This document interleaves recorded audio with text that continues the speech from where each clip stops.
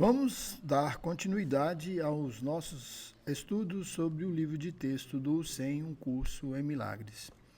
E nós hoje vamos entrar na seção 2, a resposta à oração. Do capítulo 9, a aceitação da expiação. Então vamos à leitura, conforme nossa rotina. Todos que já tentaram usar a oração para pedir alguma coisa, vivenciaram o que aparenta ser um fracasso. Isso é verdadeiro não somente em relação a certas coisas específicas que poderiam ser danosas, mas também em relação a pedidos que estão estritamente de acordo com esse curso. O último caso, em particular, pode ser incorretamente interpretado como uma prova, entre aspas, de que o curso não se atém ao que diz. Deves lembrar-te, porém, de que o curso afirma e repetidas vezes que seu propósito é escapar do medo.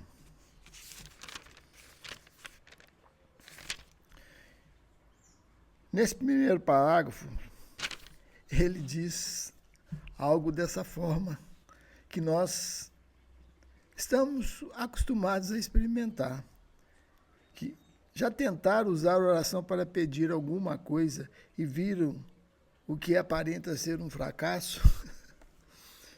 Porque nós utilizamos da oração para pedidos. E muitas das vezes nós não sabemos o que estamos pedindo. E é melhor que eles não sejam atendidos, pois a eles vamos estar plenamente vinculados, pois foram dados como se realidade fosse, ok? E nós geralmente pedimos ilusões, que os nossos sonhos sejam realizados. E uma vez que aqui nós estamos para desfazer de nossos sonhos, então nós não seremos atendidos em nossos pedidos ilusórios, e sim nos nossos pedidos verdadeiros. E aqui ele nos lembra, dizendo o seguinte: deves lembrar-te, porém, de que o curso afirma e repetidas vezes que seu propósito é escapar do medo. Então, nós, no ego, vivemos acuados pelo medo. Medo de tudo, pois nos sentimos isolados, frágeis, por nos considerarmos somente como se fôssemos um corpo. E nessa identificação, não há outra possibilidade senão sentir-se desamparado, solitário e com medo. E para que possamos escapar deste medo tenebroso, apavorante, temos que mudar as nossas concepções, mudar a nossa mente e desacreditar que isso seja a nossa verdade. Mas vamos continuar a leitura. Vamos supor, então, que o que pedes ao Espírito Santo é o que realmente queres, mas ainda assim tens medo disso. E se esse fosse o caso, o fato de conseguires isso não serias mais o que queres. É por isso que certas formas específicas de curas não são conseguidas, mesmo quando se atinge o estado da cura. Um indivíduo pode pedir a cura física porque tem medo de um dano corporal. Ao mesmo tempo, se fosse fisicamente curado, a ameaça ao seu sistema de pensamento poderia ser consideravelmente mais amedrontadora para ele do que a sua expressão física. Nesse caso, ele não está realmente pedindo a liberação do medo, mas a remoção de um sintoma que ele próprio escolheu. Esse pedido, portanto, absolutamente não é um pedido de cura. Então, o que ele quer dizer aqui? Mais uma vez, o Espírito Santo não cura o nosso corpo. Por que não? Pois quando há uma manifestação no plano físico, ela veio decorrente de um desajuste na mente. E é na mente que está a cura, e não no corpo. Não tem como você curar o corpo sem curar a mente, porque você está atuando nos efeitos e não na causa que gerou aquilo. E isso para nós é de difícil compreensão. Mas mesmo quando há essa possibilidade de cura no corpo, primeiro houve uma cura na mente. E aí os sintomas foram desfeitos pela cessação da causa que originou aquilo. Então, o Espírito Santo não atua no corpo, não atua no plano físico, ele atua na causa.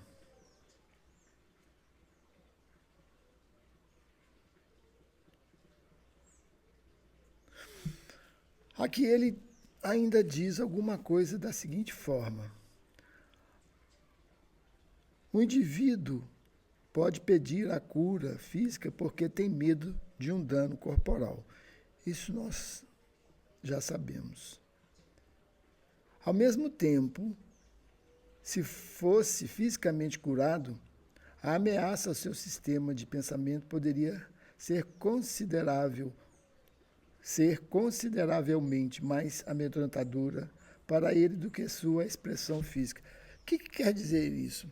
Ele ficaria tão assustado, vamos dizer que aquele sintoma que está manifestando no seu físico, vamos colocar aqui bem materialmente dizendo, uma ferida, não sei, pode ser qualquer outra coisa, e ela desaparecesse, ele ia ficar tão assustado que isso demonstraria o medo que ele sente de ser curado. E ele não queria ser realmente curado. Ele diz aqui, neste caso, ele não está realmente pedindo a liberação do medo, mas a remoção de um sintoma que ele próprio escolheu. Então, o que quer dizer isso? Aqui nós não queremos realmente ser curados, que a cura está em remover da nossa mente o medo que nós temos. E não curar o corpo físico. Imagina nós nos libertarmos deste medo. E o tempo todo aqui ele vai nos proporcionar este ensinamento, a liberação do medo, ou em outras palavras, a liberação do ego. Porque o ego é que impõe esse sentimento de medo na mente, pois ele, ao isolar-se, ao individualizar-se, ele se sente isolado mesmo, separado de tudo. E isso daí provoca o medo de por estar só e indefeso. E nesse sentimento de vulnerabilidade que ele nos passa, ele quer se proteger.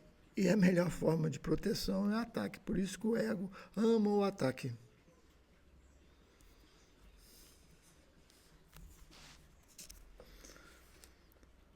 A Bíblia enfatiza que toda oração é respondida. E isso é, de fato, verdadeiro. O simples fato de alguma coisa ser pedida ao Espírito Santo assegurará uma resposta. Entretanto, é igualmente certo que nenhuma resposta dada por ele jamais será uma resposta que aumentaria o medo. É possível que sua resposta não seja ouvida. Agora, é impossível, porém, que seja perdida. Ou seja, todos os nossos pedidos não serão perdidos. Tu já recebestes muitas respostas que não ouvistes ainda. Eu te asseguro que elas estão à tua espera. Será que sabemos ouvi-las? E queremos realmente ouvir essas respostas?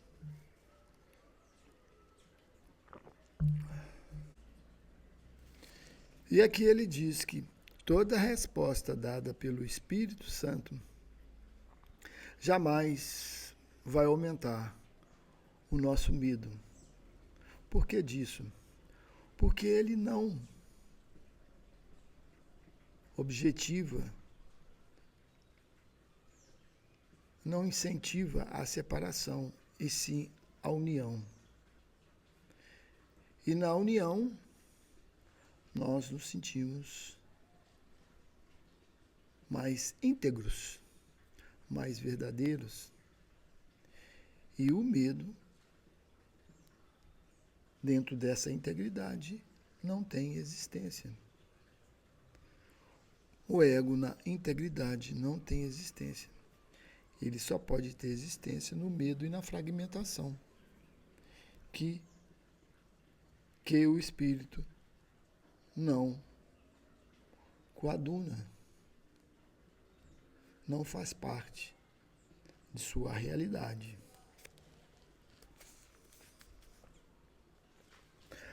Agora aqui tem algo que é muito importante e ao mesmo tempo bastante difícil de ser aceito pelo ego. Por nós, quando estamos identificados com ele. Se queres saber se tuas orações são respondidas, nunca duvides de um filho de Deus. Quem não tem desconfiança do outro? Pois no ego nós só vemos defeito. Nós só apontamos dificuldades. Nós não conseguimos ver a realidade do Filho de Deus. Mas vamos continuar. Não o questiones e nem o confundas, pois a tua fé nele é a tua fé em ti mesmo. Não tem como escapar desse axioma, pois a fé que eu tenho nele é a fé que eu tenho em mim. Tal qual eu o vejo, eu vejo a mim. Como vejo a mim, eu vejo a ele. Ou seja, por que essa ligação? Porque não há separação na mente.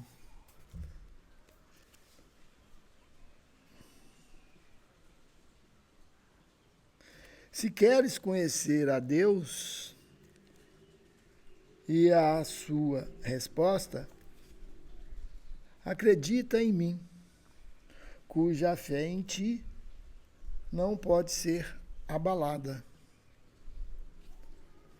Ele tem fé plenamente em nós.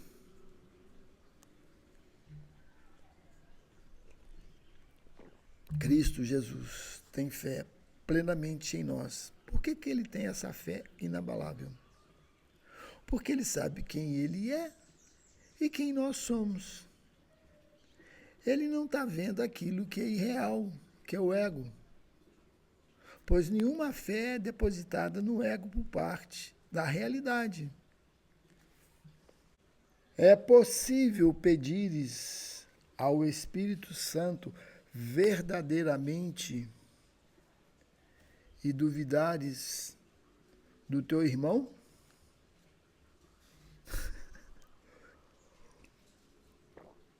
Então, se nós estamos pedindo, não há como duvidar do nosso irmão. E aí ele acrescenta: acredita que suas palavras são verdadeiras por causa da verdade que está nele? Tu irás unir-te à verdade nele e as suas palavras serão verdadeiras. À medida que o ouves, ouvirá a mim. Escutar a verdade é o único modo de ouvi-la agora e finalmente conhecê-la.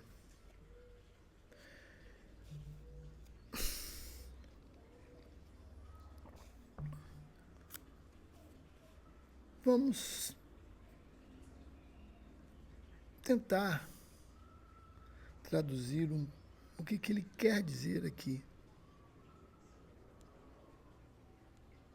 E para isso eu peço orientação a ele. Só a possibilidade de você conhecer a verdade, se reconhecer no seu irmão o espírito que está nele, a verdade que está nele. E ao reconhecer isso, você reconhece em si essa verdade. É como que essa fosse a visão real. Eu não estou olhando para o ego dele, eu não estou olhando para os defeitos dele. Eu não estou olhando para aquilo que eu penso que ele é. Eu reconheço o Espírito Santo nele, a verdade nele. E em decorrência disso, tu irás unir-te à verdade nele e as suas palavras serão verdadeiras. Pois, mesmo que ele não se conheça, ao estarmos ligados na verdade, a falsidade deixa de existir para ele, pois a mente é única para todos. E aí, ele nos comunicará a verdade daquilo que ele é. E isso é o serviço que pode ser prestado quando temos a verdadeira visão daquilo que somos e daqueles que nós julgamos como os nossos irmãos que estão nessa mesma identidade. Não há separação. E aqui ele ainda fala, à medida que o ouves, ouvirás a mim. Escutar a verdade é o único modo de ouvi-la agora e finalmente conhecê-la. A mensagem que teu irmão te dá depende de ti. Olha a responsabilidade daquele que está desperto. O que é que ele te diz? O que queres que ele te diga? Olha o que ele vai dizer aqui agora. A tua decisão sobre ele determina a mensagem que recebes. Conforme você o vê, você receberá a mensagem que ele vai te dar. Percebe o grau de profundidade disso? E de nosso poder que nós desconhecemos. Lembra-te de que o Espírito Santo está nele e a sua voz te fala através dele. O que pode um irmão tão santo te dizer, exceto a verdade? Mas tu a estás escutando? O teu irmão não pode saber quem ele é, mas existe uma luz na sua mente que sabe. Essa luz pode brilhar na tua mente, dando verdade às suas palavras e fazendo com que sejas capaz de ouvi-las. As suas palavras são as respostas do Espírito Santo a ti. Será a tua fé nele suficiente forte para permitir que ouças? Então, como nós comentamos, quando nós reconhecemos o Espírito Santo em cada irmão, ele nos dirá a verdade. Mas aonde está a nossa dificuldade? É desconsiderar o ego que vemos em todos e por definirmos cada um dentro desse conceito egóico, nós vamos ter a resposta dentro dessa condição que nós mesmos determinamos. E a verdade nunca será conhecida. Aqui eu estou dando o outro lado da moeda. Sendo que aqui ele diz que quando você olha para o seu irmão e reconhece nele o Espírito Santo, você reconhecerá a verdade e a realidade daquilo que todos nós somos. Mas continuamos. Tu não podes orar só para ti mesmo, assim como não podes achar alegria somente para ti. A oração é a reafirmação da inclusão, dirigida pelo Espírito Santo sob as leis de Deus. Essa palavra inclusão é muito importante. Porque o ego quer excluir, o ego quer separar. E o espírito está ligado à inclusão, pois ele não vê a separação. E na inclusão está o amor, que não vê divergência. A salvação é do teu irmão. O Espírito Santo estende-se da tua mente à sua e responde a ti. Não podes ouvir a voz de Deus só em ti, porque não é só. E a sua resposta é somente para o que tu és. Não conhecerás a confiança que eu tenho em ti, a não ser que a estendas. Se Cristo, Jesus, tem plena confiança em nós, como podemos conhecer essa confiança se nós não a estendemos aos nossos irmãos?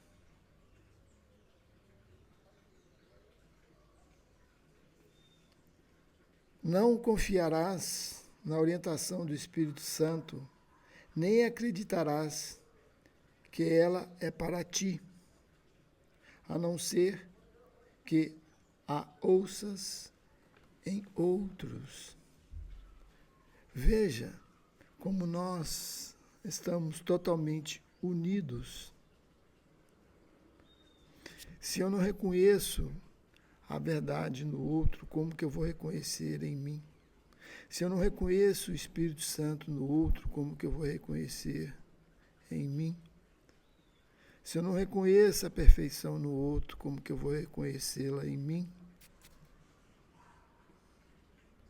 Aquilo que eu vejo é aquilo que eu acredito e aquilo que eu penso que sou.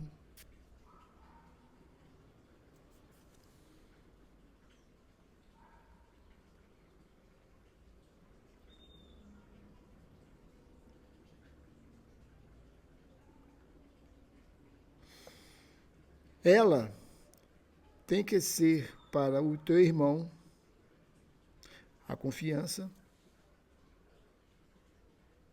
porque é para ti.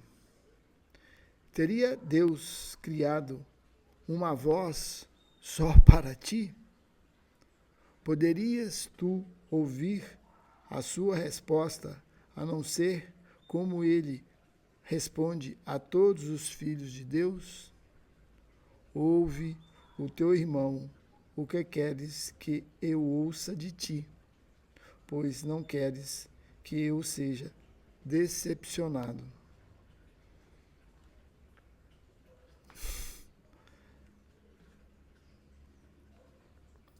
Não tem como escapar dessa realidade.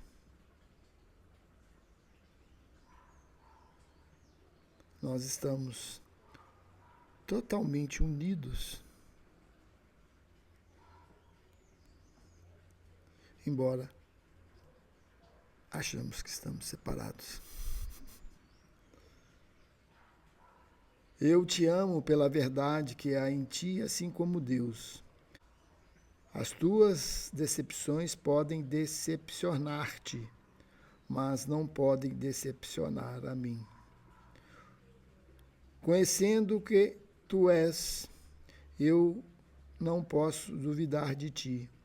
Eu ouço só o Espírito Santo em ti, que me fala através de ti. Se queres me ouvir, ouve os meus irmãos, em quem fala a voz de Deus. A resposta a todas as orações está neles. Será respondido à medida que ouves a resposta em todas as pessoas. Não escute nenhuma outra coisa, ou não ouvirás. verdadeiramente. E isso daqui é um desafio, pois a coisa que menos fazemos é ouvir os nossos irmãos. Por isso ficamos cegos, surdos e deixado as nossas próprias interpretações pessoais que não se comunicam, que não se estendem com os nossos irmãos e nem ele a nós. Por isso vivemos nessa prisão, nesse isolamento mental, por exclusão e não por inclusão. Acredita em teus irmãos, porque eu acredito em ti, e aprenderás que minha crença em ti é justificada. Acredita em mim por acreditar neles, em nome do que Deus lhes deu. Eles te responderão se aprenderes a pedir a eles somente a verdade. Não peças bênção sem abençoá-los, pois só nesse caminho poderá aprender o quanto és abençoado. Seguindo esse caminho, estás buscando a verdade em ti mesmo. Isso não significa ir além de ti mesmo, mas ir na tua própria direção. Ouve só a resposta de Deus em seus filhos e és respondido. Desacreditar é ficar em oposição ou atacar. Acreditar é aceitar e estar do mesmo lado. Acreditar não é ser crédulo, mas aceitar e apreciar. Aquilo em que não acreditas, não aprecias e não podes ser grato pelo que não valorizas.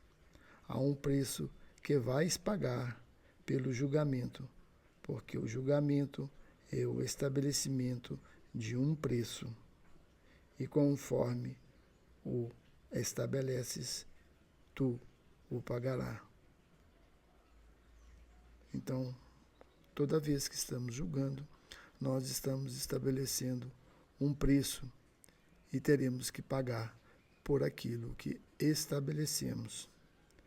Se o pagamento é equiparado ao ganho, estabelecerá um preço baixo, mas pedirás um alto retorno. Terás esquecido, entretanto, que estabelecer um preço é determinar o valor. Assim, o teu retorno é proporcional ao teu julgamento quanto ao valor. Se pagar é associado a dar, não pode ser percebido como perda, e a relação recíproca de dar e receber será reconhecida. Então, o preço estabelecido será alto devido ao valor do retorno. O preço do que ganhas é perderes de vista o valor, fazendo com que seja inevitável que não valorizes o que recebes. Valorizando pouco o que recebes, não apreciarás e nem o quererás. Nunca te esqueça, portanto, de que determinas o valor do que recebes e estabeleces o preço disso pelo que dás. Aqui é completamente diferente. É o oposto daquilo que acreditamos. Nunca te esqueça, repetindo, portanto, de que determinas o valor do que recebes e estabeleces o preço disso pelo que dás.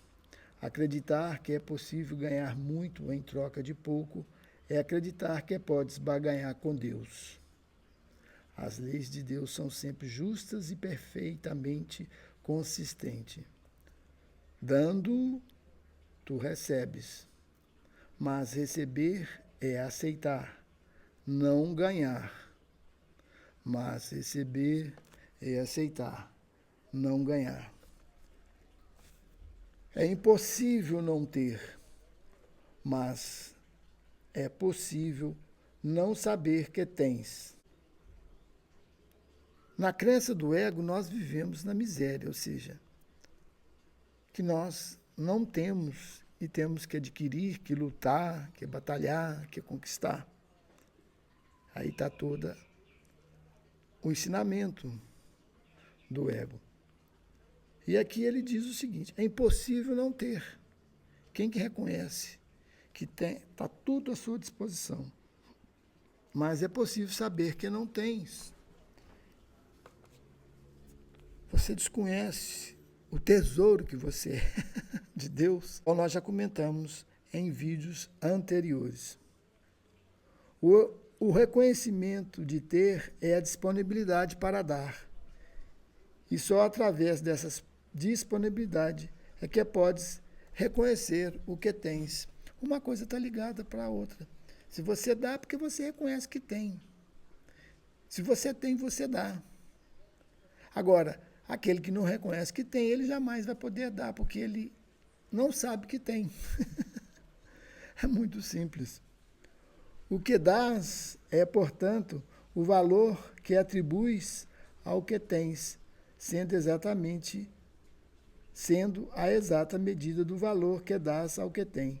Por isso, por sua vez, é a medida do quanto queres. Assim, só podes pedir ao Espírito Santo dando a ele, e só podes dar a ele onde tu o reconheces. Olha que isso é muito importante. Se o reconheces em todas as pessoas, considera o quanto estará pedindo-lhe e o quanto receberás. Ele não te negará nada, porque nada negastes a ele, e assim vós podeis tudo compartilhar. Esse é o caminho e o único caminho para ter a sua resposta, porque a sua resposta é tudo que podes pedir e querer. Diz então a todos: porque quero me conhecer, eu te vejo como filho de Deus e meu irmão. Vamos repetir isso. Porque quero me conhecer, eu te vejo como filho de Deus e meu irmão. Só assim poderás conhecer a verdade, reconhecendo-a em seu irmão como um filho de Deus. E aqui ele diz: reconheces em todas as pessoas. Se o reconheces em todas as pessoas, o Espírito Santo, considera o quanto estarás pedindo-lhe e o quanto receberás. Ele não te negará nada, porque nada negastes a ele, e assim vós podeis tudo compartilhar. Então, vamos dizer assim, é uma chave para que você tenha tudo. Pois ao reconhecer a verdade em seu irmão, você reconhece em si. Reconhecer a verdade é reconhecer a paz, o amor, a abundância, que você tem tudo, que você não é um miserável, e sim um filho de Deus. Repetindo mais uma vez: porque quero me conhecer, eu te vejo como filho de Deus e meu irmão. Gratidão a todos que me escutaram até esse presente instante. Até o próximo vídeo, que estaremos entrando na seção 3, a correção do erro. E essa seção ela é muito significativa e irá mexer com os nossos brios. Até lá!